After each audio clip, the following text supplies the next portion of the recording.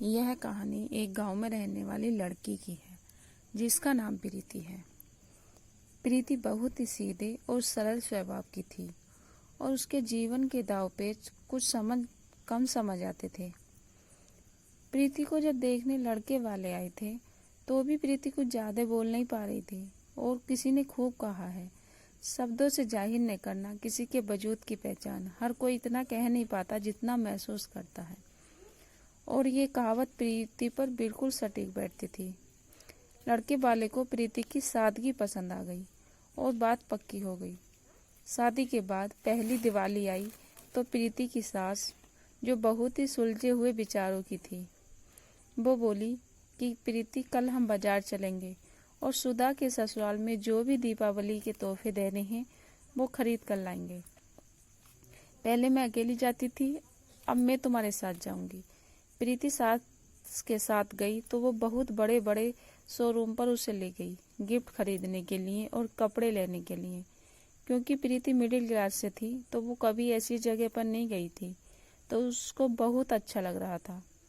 अब उसकी सास की इज्जत कर रहे थे क्योंकि वो उनके यहाँ अक्सर आया जाया करती थी। जहाँ से सब प्रीति को अच्छा लग रहा था, वहीं उसका दिल बैठा जा रहा था कि उसके मैके वाले इन सब की बराबरी कैसे करेंगे।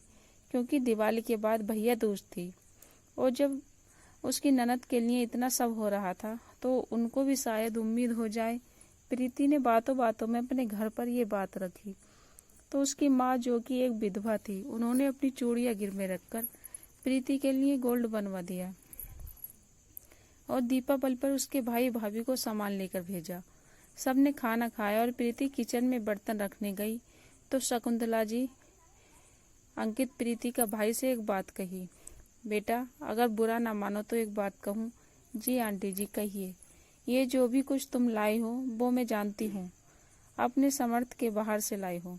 क्योंकि हर लड़की अपने मैके का मान चाहती है अपने ससुराल में। पर मेरा निवेदन है कि 250 रुपये और एक मिठाई के डिब्बे से ज्यादा मैं कुछ नहीं रखूंगी, क्योंकि भाई का हक होता है बहन को देना। इसलिए सगुन और तुम दोनों का प्यार हमेशा मीठा बना रहे, इसलिए मिठाई काफी है।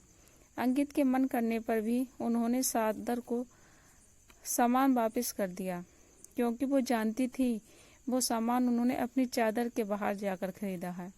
दोस्तों, सही कहते हैं, सबकी प्यार किसी दुकान पे नहीं मिलता, बस महसूस करो तो अपने अंदर ही है। प्रीति रोने लगी और अपनी सास के गले लग गई।